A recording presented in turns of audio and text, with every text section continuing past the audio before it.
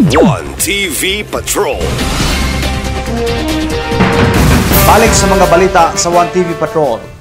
Mga traffic sign nga wala gi-install sa syudad hingpit ng ipadili.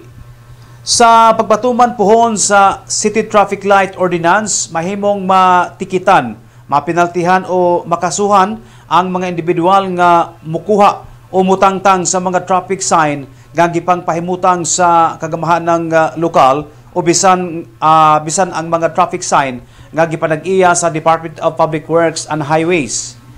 Bisan ang pagbutbuot og butang og traffic sign alang sa personal nga katuyuan dako gihapon kining bawal.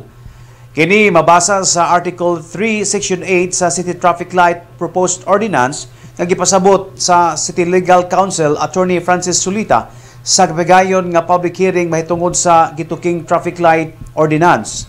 Matud pa ni Attorney Francis Sulita nga bisan ang Department of the Interior and Local Government adunay memorandum circular niini ang pagpadili sa mga individual o mga establishmento nga sa pagbutang og traffic sign.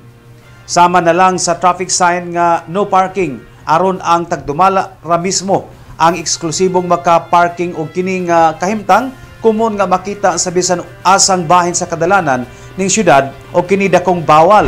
Then Article 3, installation and interference with traffic control items.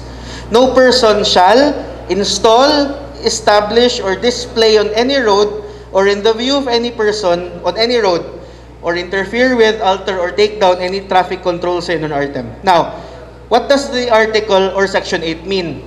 If there is a sign established by the LGU or any competent authority like the DPWH, no person is allowed to take them down as they please. Dili ko ganahan nga sign, ako ning kwaon, ako ning tabunan. Or make their own signs and signals. Magtukod ko dili no parking dapit sa akong kalsada kay para ako ray makaparking. As discussed by Sir Edgel, the DILG of Ozame City, the DILG person for Ozame City, under the rules and regulations of the Department of the Interior and Local Government, bawal gina sila.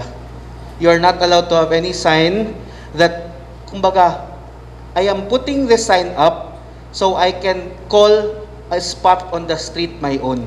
Bawal gina siya. No single person has any right or any specific right to a specific street, regardless as to whether the same, it is actually adjacent sa ilahang home or sa ilahang place of business. It's public road. Kita tanan tagya na, bale. So, ano si Sir Edgel, makita ganina siya, not only nga i-clear na siya sa DILG, but you will also be penalized by this ordinance. One TV Patrol.